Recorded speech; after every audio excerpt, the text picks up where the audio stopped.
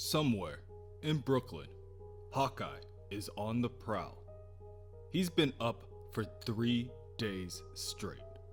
At this point, everything's becoming a blur. Oh wait, that's just him going blind. As if he didn't have enough to deal with. But he's got to hand it to Tony and his toys. The new visor Clint was given compensates. For now. Arms deals have been on the rise lately. Clint spent the last few months breaking them up. Most of them have one common denominator. Some mysterious benefactor increasing the number of guns and stolen goods coming in and out of New York. One of Clint's former mentor, Trickshot's last words mentioned a benefactor. Clint is just hoping these guys can provide a lead. It's a long shot, but that's what he's best at. Clint watches from a nearby rooftop as money is exchanged. Only then does he decide to make his move. He steps forward towards the ledge of the building, yelling down to the men, "Boys, I know we're in a recession and all, but crime really doesn't pay, unless you count pain as a form of currency, in which you're all about to get rich quick." The criminals bring out their weapons and a barrage of bullets dirty the air. Hawkeye runs down the scaffolding on the side of the building in order to avoid the fire. He pulls out a number of trick arrows that capture a few of the less cerebral of the group in nets. Hawkeye leaps from one rooftop to the next, but due to his ongoing brain injury, he miscalculates the jump. His handy-dandy visor may tell him the distance, but he still needs to translate that in his brain. The same brain that's dealing with its own issues at the moment. However, that's never been a problem for Hawkeye. Because when he can't think, he does what he does best. Improvise. Hawkeye uses his grapple arrow to cling to a nearby water tank and safely swings to the ground. He then wields his bow like a katana to give himself some space as his enemies swarm him. A second wave arrives and Hawkeye flips through the alleyway, shooting up to 3 arrows at a time in order to down the black market thugs. Finally, when the last one collapses to the floor, Clint says, "Whoever wakes up first gets to play a game of 20 questions. Sound like fun?" "I don't know. Let's try a practice round," says a voice just seconds before Hawkeye is attacked. A hollow shield hits Hawkeye's bow. The vibrational kickback numbs Hawkeye's hand, almost causing him to drop it, and Hawkeye turns around to see Steve Rogers, the super soldier. "You've got some explaining to do, Clint. You're not cleared for active duty, which means Captain America's grounded me, and I snuck out. What are you gonna do, take away my car keys for a month?" "Something like that," Steve says as the hollow shield bounces back to him. "You want to do this the easy way?" Hawkeye has never done things the easy way. So why start now?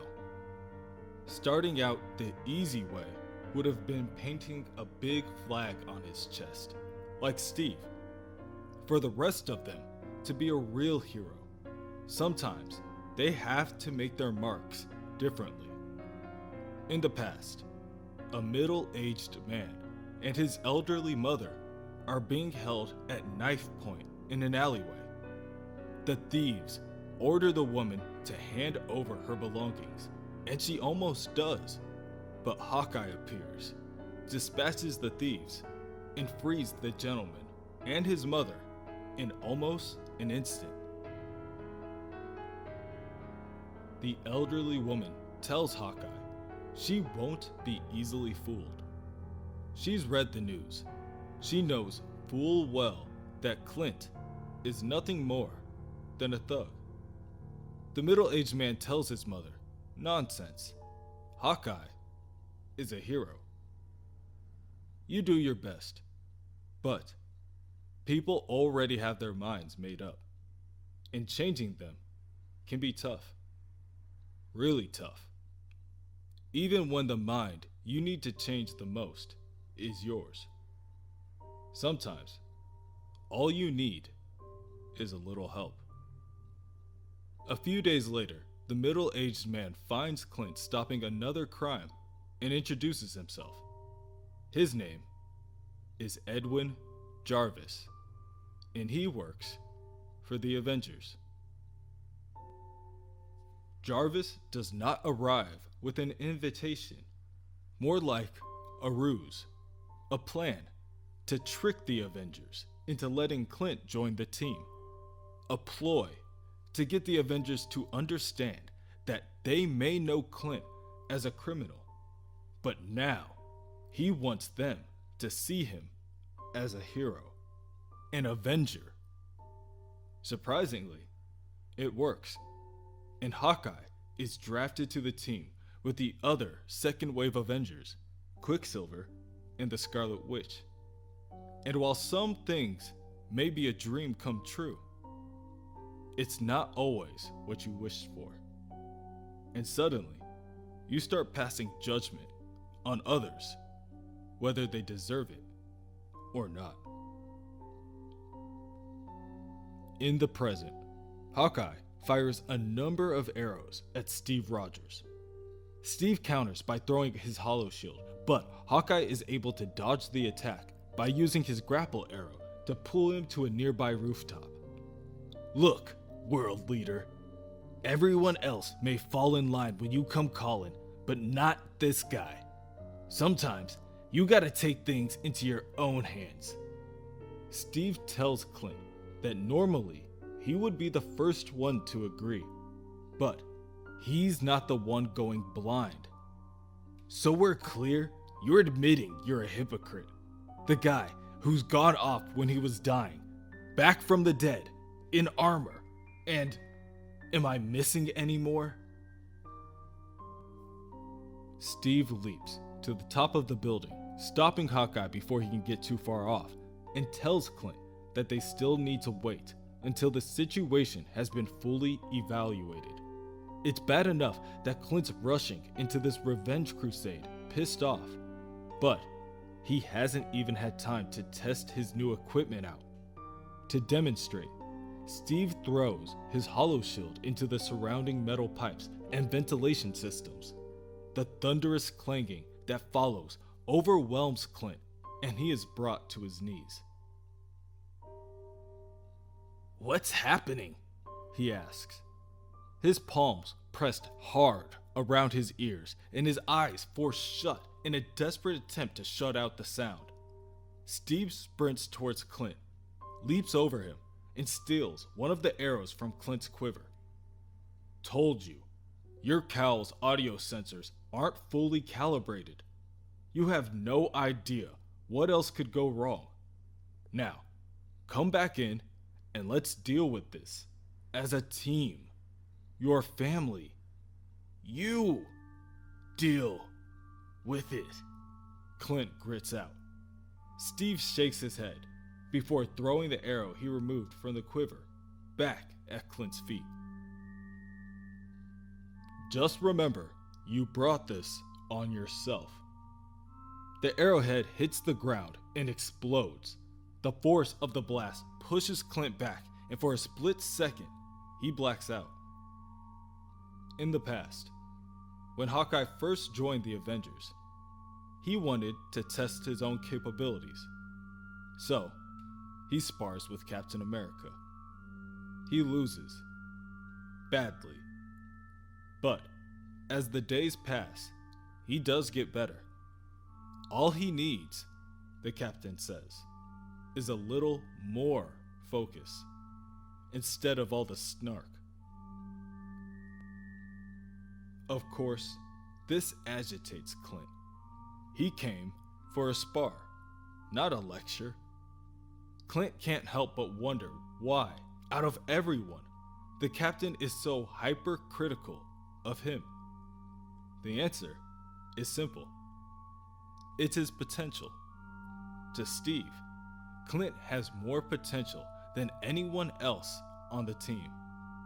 Who knows? Given time, he could even be the leader one day. In the court of public opinion, you don't always need a full jury for approval. Just one person to call you their peer is enough of a verdict, if it's the right person. In the present, Steve Rogers paces around Hawkeye.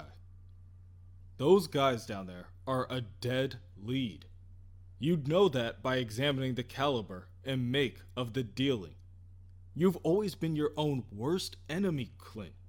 You really are the best of us, but only when you want to be. Now, I think even you've had enough sense beaten into you for one night. You ready to end this? Clint turns to Steve and tells him, "Not even close." In reaction, Steve rockets his hollow shield, but Hawkeye fires an arrow that emits a polymer foam that disrupts the shield, rendering it useless. Steve rushes Hawkeye to close the gap, but Hawkeye outthinks him, dodges, and fires a taser arrow. It hits Steve directly in the chest and lets out enough of a shock to bring a super soldier down, painfully. Who needs field testing now, Boy Scout? Seems pretty clear I can handle pretty much anything all on my own, even you. That shock should wear off in about 10 seconds. Enough time for you to clean up the baddies below, or you could try to pick up my trail. Do us both a favor. Don't. This is my fight, and I've got my hands full enough without worrying about Mr. By the Books when it's convenient, chasing me down. Respect that. Hawkeye jumps on his sky cycle and makes a call to Maria Hill. He is happy to hear she has found a clue regarding Trickshot's killer. She's discovered hair samples, but no DNA matches as of yet. His boots, on the other hand, have traces of tin chloride and silver, as well as resins found in plexiglass. Also, there was quite a bit of sand. At this point, all she needs to do is process the data and narrow it down to which beach, sandbox, or construction site it all came from. In the past, Hawkeye is left out of a mission to capture the Black Widow. Others tell him that it's due to the nature of the mission. It may be wisest if he stays behind. He should try to enjoy the downtime. So patronizing. He refuses to be sidelined. Clint steals Hank Pym, Yellow Jacket's Pym particle formula, and takes up the mantle, Goliath. After that, Clint runs back into Barney. A new Barney, done with racketeering, now using his connections for good. Just when you think you've proven yourself to everybody, you find yourself taking a new path. There comes a time when you just stop listening to what people are telling you and start hearing what you want to hear. Hearing that voice in your head saying you're not good enough, you're weak, you aren't wanted. You hope it'll go away.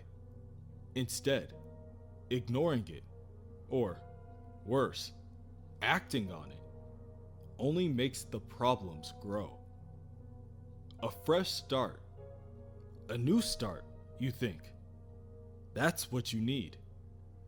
But no matter how far you run, the past always catches up with you.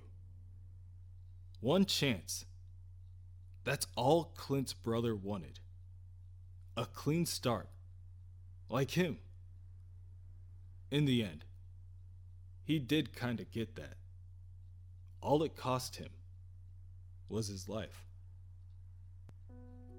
In the present, Hawkeye is lost in thought.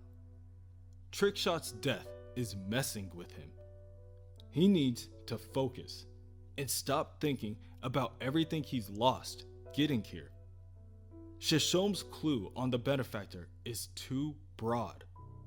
It isn't until Clint remembers something else Shishom said, that he had to train someone, that he never thought he'd set foot in another carnival. That's when Clint starts to put the pieces together. Tin and silver are used behind glass to make them into mirrors. Plexiglass can warp the look like in mirrors from a fun house, along with the sand from a beach. All of these clues now point him to Coney Island. At that moment, a detonator arrow hits Clint's sky cycle and begins to beep as it counts down from 3. With no time to think, Clint quickly grabs his quiver and jumps from the sky cycle in mid-air. The arrow detonates, causing the cycle to explode. Burning hot debris follows Clint down.